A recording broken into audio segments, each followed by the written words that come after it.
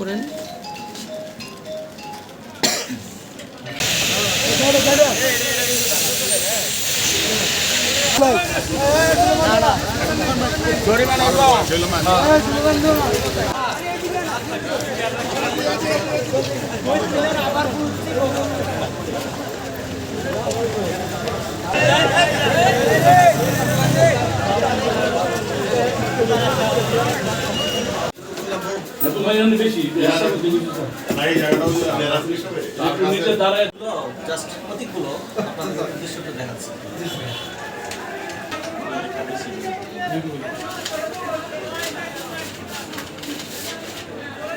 করেন।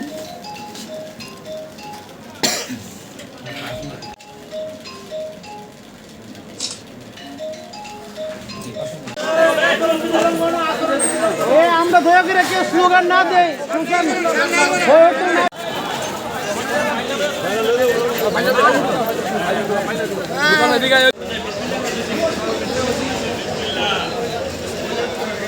কসবা উপজেলার সকল নেতাকর্মীরা এখানে উপস্থিত আছেন এবং শান্তিপ্রিয়ভাবে আমাদের প্রিয়নেতা আল্লাহ কবির আহমেদ ভূঁইয়া ভাইয়ের মনোনয়নপত্র সংগ্রহ করতে এসেছে।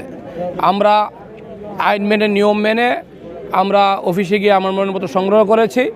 আমি আজকের এই দিনে একটি বার্তা দিতে চাই যে কসবা উপজেলা বিএনপি বিগত 17 বৎসর এই আমাদের যারা এখানে দাঁড়িয়ে আছে তাদের নেতৃত্বে বিএনপি পরিচালিত হয়েছে। আমরা আমাদের প্রাণের দাবি আমাদের প্রিয়নেতা যিনি গুম হয়েছিলেন, যাকে মেরে ফেলার জন্য চেষ্টা করা হয়েছিল, কবির আহমেদ ভূঁইয়া ভাইকে আমরা দানিশিস প্রতীকের নমিনেশন আমরা চাই এবং দানিশিস প্রতীক ওনাকে দিতে হবে।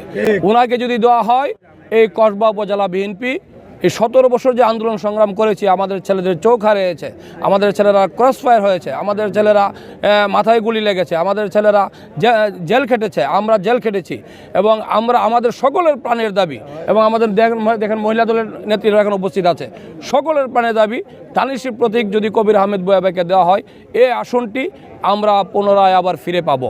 ছিলেন সেই নেতার পক্ষে আজকে আমরা ধানের শীষের প্রতীকের প্রত্যাশায় আজকে মনোনয়নপত্র আমরা সংগ্রহ করেছি।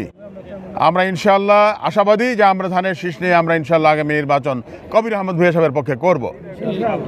আর একটি কথা হচ্ছে যে আজকে আমরা যেভাবে এসেছি অত্যন্ত সুশৃঙ্খল এবং ঐক্যবদ্ধভাবে কসবা উপজেলা বিএনপি, পৌর বিএনপি এবং সকল অঙ্গ সংগঠন এবং সহযোগী অঙ্গ সংগঠন কবির আহমেদ ভূঁইয়ার নেতৃত্বে ঐক্যবদ্ধ ছিল, আছে এবং ভবিষ্যতে থাকবে।